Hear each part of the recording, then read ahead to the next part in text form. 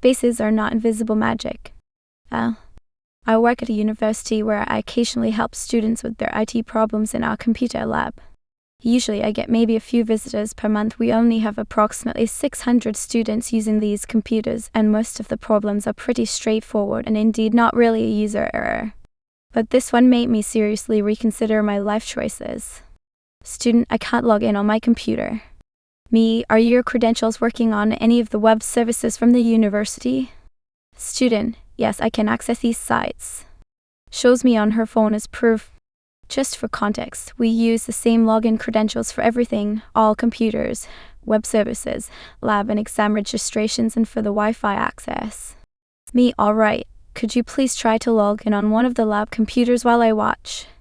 I already opened a remote session to look out for error messages, and out of the corner of an eye I start watching her starting the login procedure. She types in her username, which follows a known pattern for everybody, then hits the space bar a few times.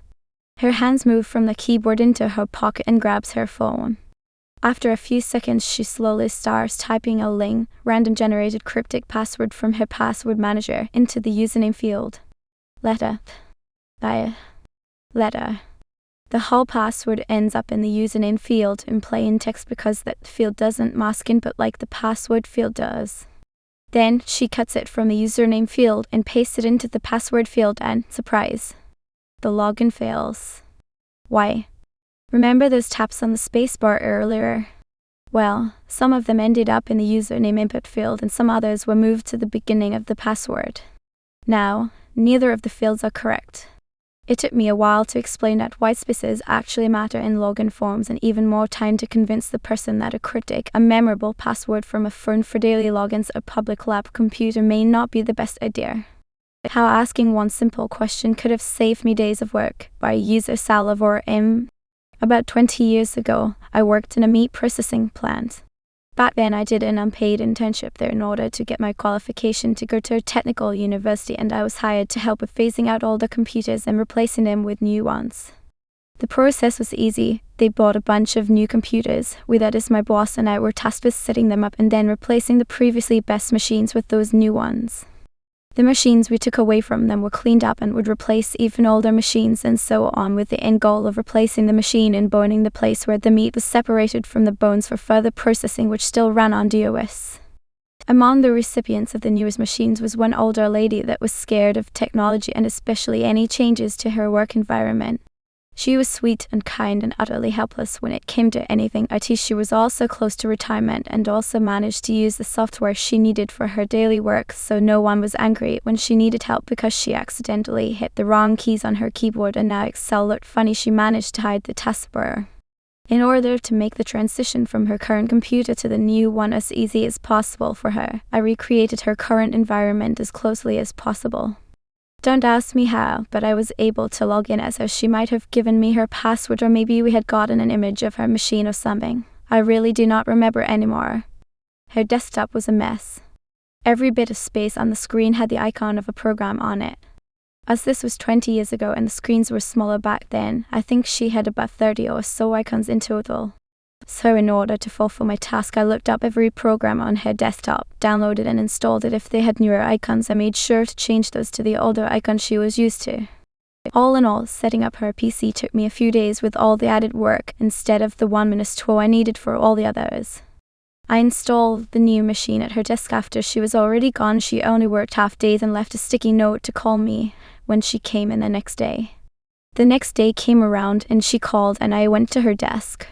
First hurdle, how to switch the box on by pressing the one and only button on the front of the box. She was happy to see how quickly it booted up, and even more delighted to see all her familiar icons and even her dog, her desktop background. Then I asked her to test a few of the programs she needs on a daily basis. She opened Excel and 2 more custom programs that had been made for my company, logged into all 3 and clicked around a bit, once again happy that everything worked the way she is used to. I asked her to test some of the many other programs as well. I was afraid that the versions I had found were too new for her and I would have to hunt down older ones, and she told me, "Oh, I don't really use those, only to add a heartbeat later can they be removed." Cue internal screaming. how our industrial Bluetooth device turned us into holiday tech support for everyone's grandma by user solid rabbit-3000. Back around 2013-ish, I worked for a very small company that designed niche industrial products, stuff for factories, warehouses, and the like. As the company began to grow, we started generalizing our offerings and trying to expand our customer base.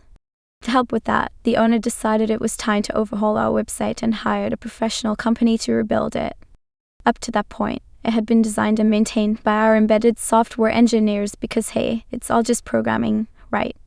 As part of the update, the owner brought in a marketing consultant to improve our SEO, with the goal of making sure that when plant managers searched for very specific industrial terms, we'd be right at the top. Because of our size and the technical nature of our products, we didn't have a dedicated support desk. Instead, our 5-person engineering team included handled customer support directly. The owner emphasized support as a top priority, and our website prominently boasted our world-class support. That might have been a mistake. Enter the holidays. We took a few days off for Christmas and New Year's, and when we came back, chaos. We were flooded with calls and emails demanding support, like angry people yelling that our Bluetooth products were garbage or asking how to pair their headphones with their phones. Confusion. Turns out we had exactly one product that used Bluetooth, a super specific device that connected certain pieces of industrial equipment on the factory floor. Not exactly consumer tech. Well, it seems the SEO work really did its job. If you googled Bluetooth support or Bluetooth help in our region, we came up right at the top. So now we had a perfect holiday storm, tons of people opening their shiny new Bluetooth-enabled gifts, running into pairing problems, googling Bluetooth support, and finding us. Explaining to callers that we didn't make the headphones or speakers didn't always help. A lot of them just didn't get it. But it's Bluetooth, your website says Bluetooth, why do you refuse to help me? A few even said things like, well, insert random cheap headphone brand, doesn't he have a support number, can't you just help me to Bluetooth it anyway? Eventually the wave passed and things calmed down.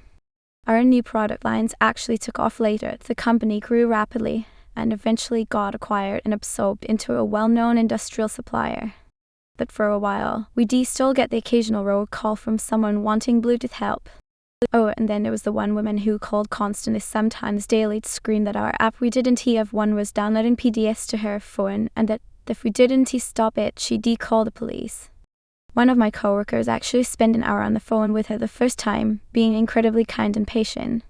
He eventually concluded she was, in his words, probably just a nutjob, technical term. ****. Just to be clear, I ran my draft through ChatGPT for polishing before posting. Sorry if that's not allowed, I'm an engineer, so I write at a 5th grade level. The story is all mine, none of the content was changed, just said in structure and grammar to make it more intelligible, but some of the commenters were flagging this as an AI-generated post, so I wanted to be upfront about that. Power off by user Glenn Marshall. A friend of mine left a voicemail asking me how to turn off his laptop computer. He just converted from Windows 10 to 11 and thinks the shutdown procedure has changed. He is one of the many computer users who learn by rote and lack the context to adapt to change. I responded with an email telling him to press the key he uses to turn on the computer. Now I'm wondering if I'll get another call. If that happens, I may tell him to unplug it and wait until the battery drains. Previously, while he was in the middle of the upgrade, he called and asked me how to respond to the license agreement. He, being a retired lawyer, had read it all and wondered if he could modify it. I told him that if he wanted to use Windows 11, he had to accept the agreement. Server migration support appointment cancelled due to poor party or adorable tech support by user Chakoting. Preamble. I'm a sysadmin/second and third level support in the higher learning sector. I know. In particular, I oversee one of several remote offices, one admin per location, while the bulk of the IT department sits somewhere west in the main offices. The bulwarks of the East meet up there with the rest once a year for meetings, excellent food, and heavy drinking. These people have seen me down a large mug of beer I didn't want it to go to waste in a medieval-styled restaurant just as we finished paying, and promptly threw up while leaning against a stop sign outside. They have also witnessed my glorious interest to the following year's actual meetings as I reenacted the fight, the power bid from House MD, complete with cane and shades, to the amusement of our heads of IT in particular. We also play Helldivers together. My point is, we get along well and I can share a lot of things with these guys and gals as long as I keep it tidy internal.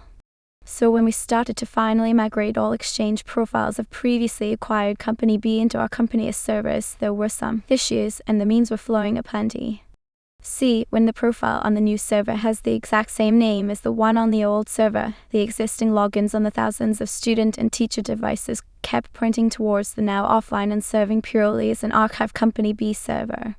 Because this is a local issue, you can't solve it with fancy admin tools and have to make an appointment with every single user experiencing this problem.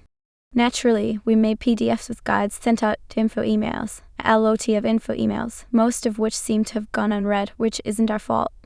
They went out way ahead of the server migration, and any student or teacher who regularly checked their university mail account would have read them. We got plenty of people sorted during the month-long migration window, and it seemed fine until, at the end of the month, the old server went offline as planned, and a disturbance was felt in the force as though thousands of users suddenly cried out in terror as they couldn't log in anymore. The apocalypse. There were easily hundreds of requests and even complaints to high-ups as we tried to stem the tide of users who could not log in, or rather, who hadn't done the migration properly or simply not bothered to read the several mails we sent out about it. This was somewhat bad timing, as a lot of them were nearing the end of their studies, which meant tests, which they needed access to their emails and Teams for.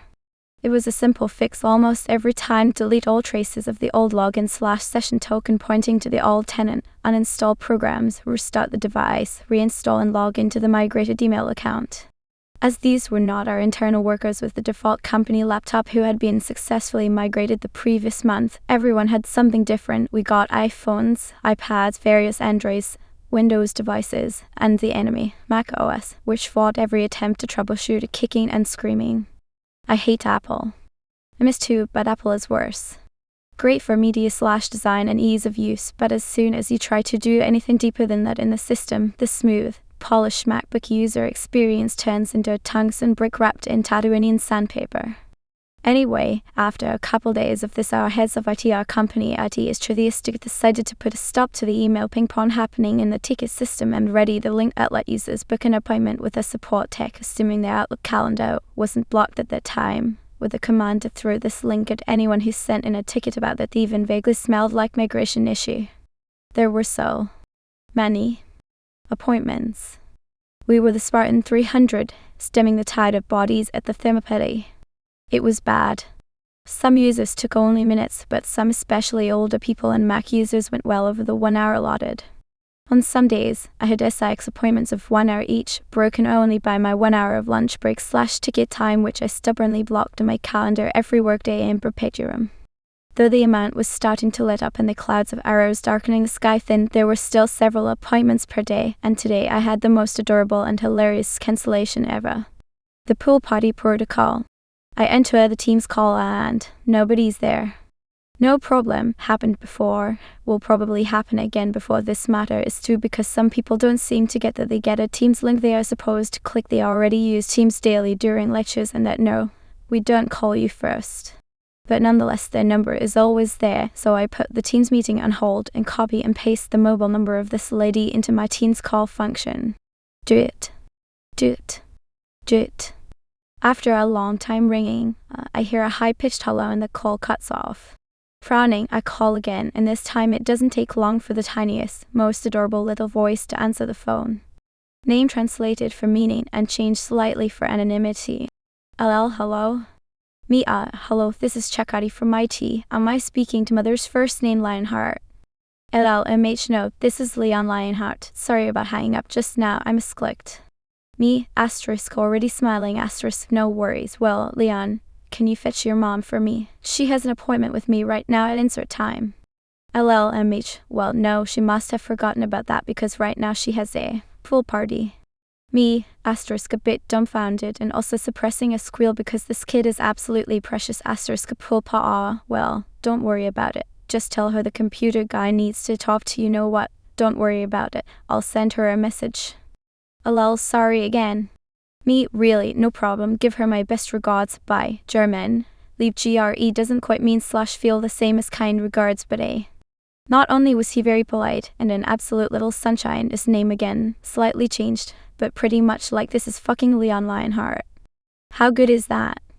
I hung up and immediately called the second of my heads of IT, one of my bosses who is also knee-deep in appointments and constantly fixing stuff and every day fighting the urge to spontaneously set the users on fire, so he could really use a good laugh who is miraculously free right at that moment, and I tell him of the call. He laughs and always, and I think we both felt a little better after that.